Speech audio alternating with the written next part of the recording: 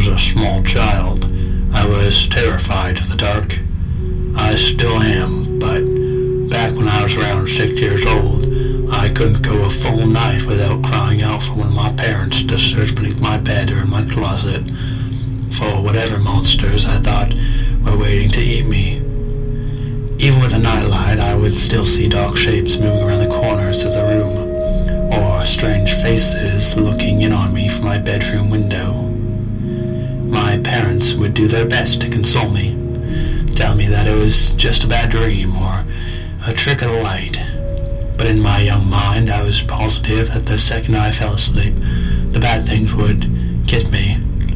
Most of the time, I would just hide under the blankets until I became tired enough to stop worrying. But every now and then, I would become so panicked that I would run screaming into my parents' room, waking up my brother and my sister in the process. After an ordeal like that, there would be no way anyone would be getting a full night's rest. Eventually, after one particularly traumatizing night, my parents had had enough. Unfortunately for them, they stood the futility in arguing with a 6-year-old and knew that they would be unable to convince me to rid myself of childish fears through reason and logic. They had to be clever. It was my mother's idea to stitch together my little bedtime friend. She collected a large assortment of random pieces of fabric and her sewing machine and created what I would later refer to as Mr. Ickbarr Bigelsteine, or Ick for short. Ick was a sock monster, as my mother called him. He was made to keep me safe while I slept at night by scaring away all the other monsters. He was pretty damn creepy, I had to admit. Honestly, I look back on it all, and I'm still impressed that my mom could think of something so strange and disturbing looking. Ickbarr had the stitched-together look of a Frankenstein gremlin, with big white button eyes and floppy cat ears. His little arms and legs were made from a pair of my sister's black and white striped socks, and the half of his face that was green was made from one of my brother's tall football socks. His head could have been described as bulbous, and for his mouth my mother attached a piece of white fabric and sewed in a zigzag pattern to shape a wide grin of sharp teeth. I loved him at once. From then on, Ick never left my side, so long as it was after dusk, of course.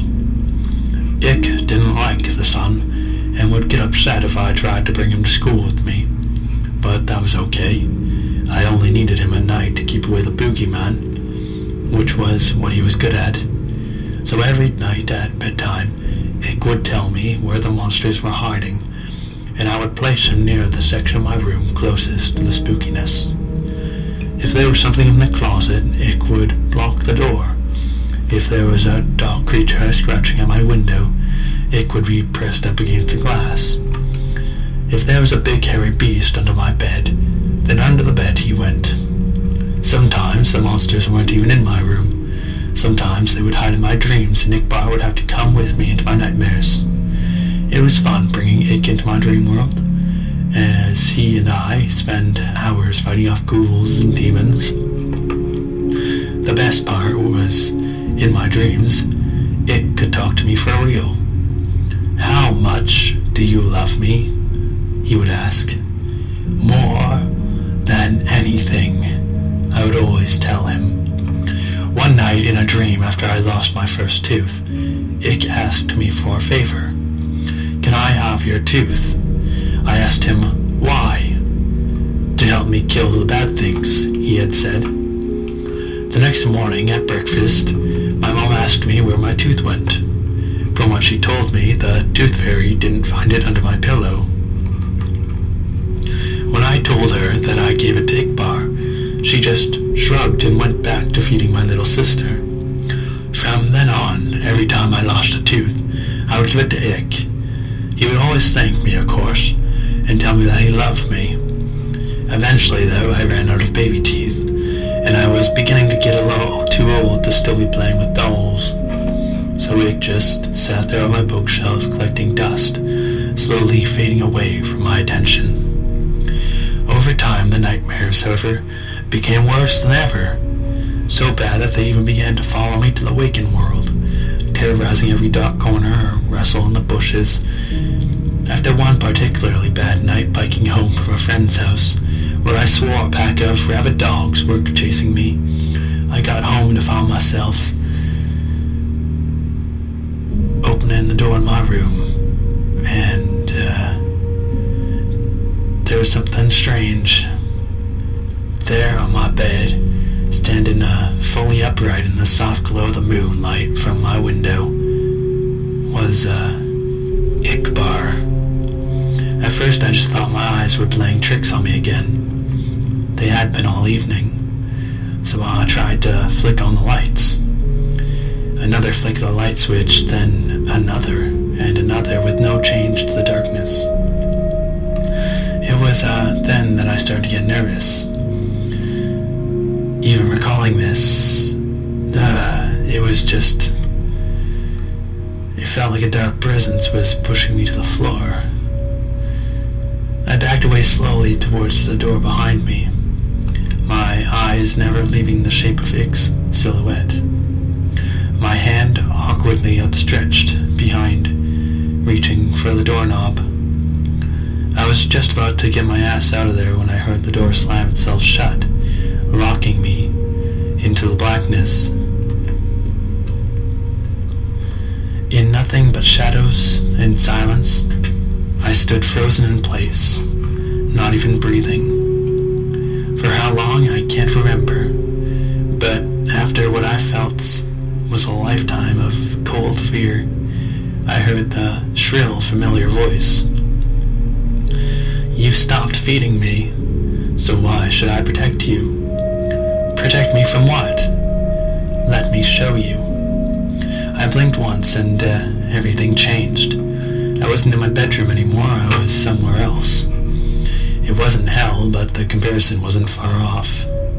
It was some sort of forest, a horrible nightmarish place, where partial embryonic abortions hung from the canopy, and the ground swarmed with carnivorous insects. A thick fog wafted through the air, and with it the stench of rotting meat, with chartreuse lightning flashed across the night sky.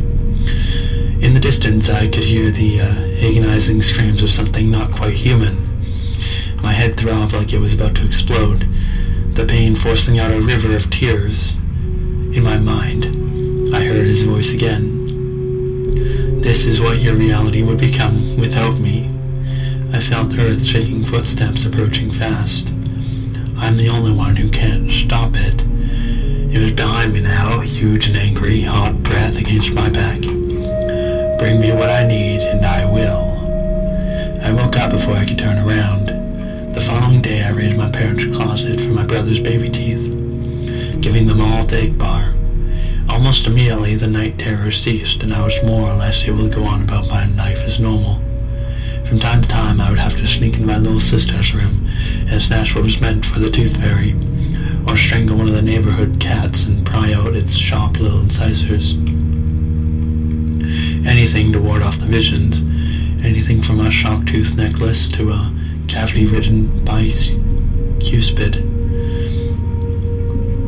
I also began to notice that Ick would move about my room whenever I left for any length of time, rearrange my stuff and hanging additional curtains. He was even beginning to look more lifelike now. In the bright light, his teeth would glisten and he was warm to the touch. As much as he creeped me out, I couldn't work up the courage to just destroy him, knowing perfectly well where that would leave me. So I went on collecting teeth for Ick through it all of high school and college.